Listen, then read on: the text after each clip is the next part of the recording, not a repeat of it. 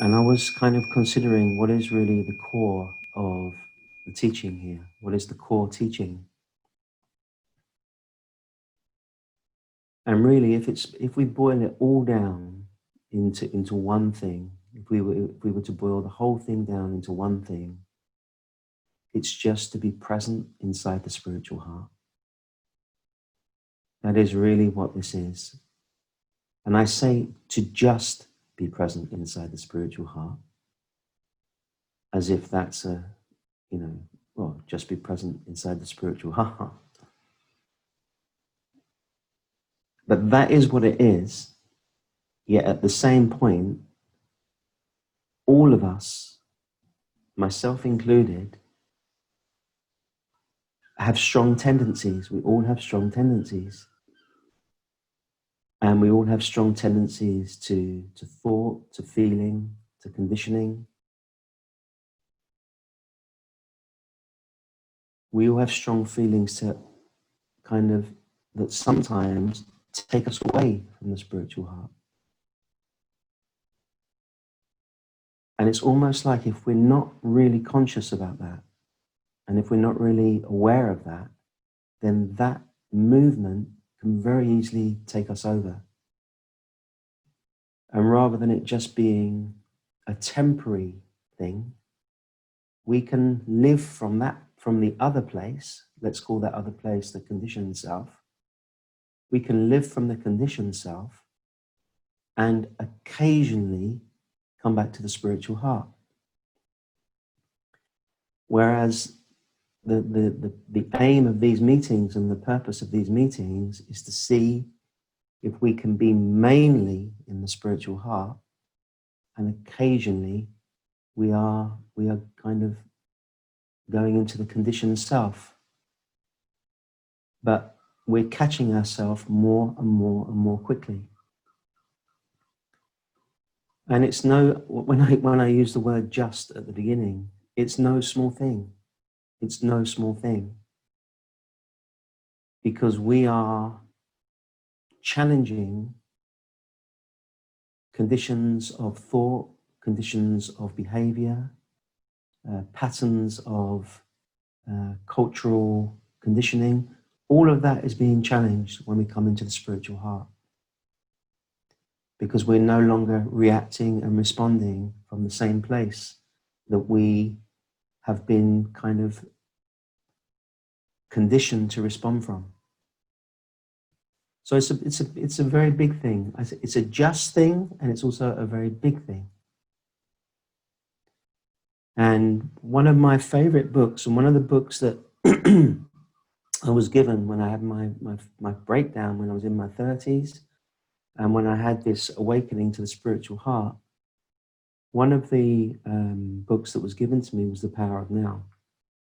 And I've always loved that book. I found that book to be a kind of timeless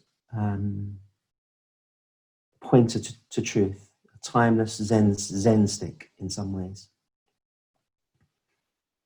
And a couple of things that he says in that, which, I'm just going to bring up now because I think they're very good examples. He says in being present to the spiritual heart, we should be like a servant waiting for the return of the master.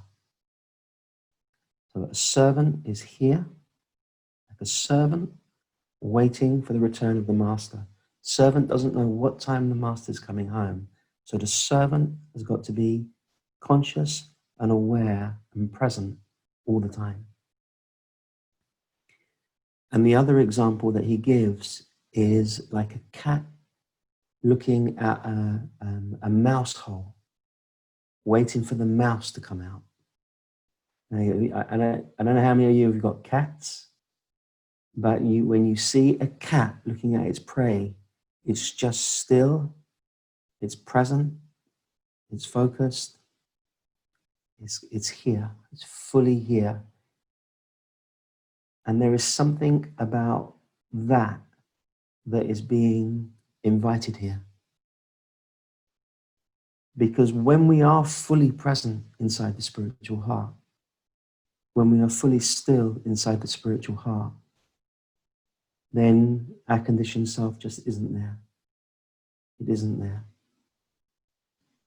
And when our conditioned self isn't there, our pain isn't there. Our suffering isn't there. I'm not denying pain and suffering. I experience enough of that myself to never deny that. But I've just noticed in myself when I'm fully present with God, when I'm fully present with the spiritual heart, then there isn't pain and suffering there.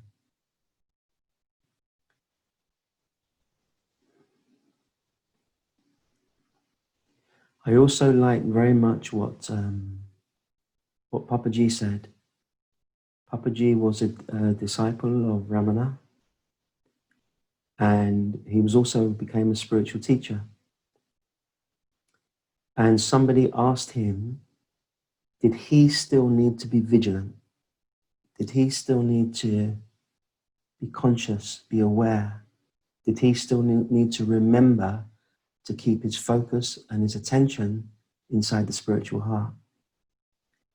And he said, until his very last breath. Until his very last breath.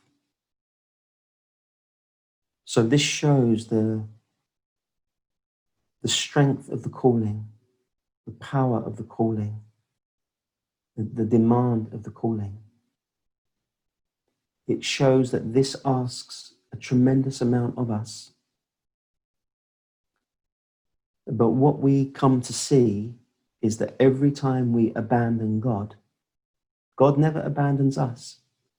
But every time we abandon God, then something suffers. Something suffers. So the invitation is, as much as we are able, as much as we can, to just be present inside the spiritual heart. And that is what the meditations are for. That is what the meetings are for. That is what the interactions are for.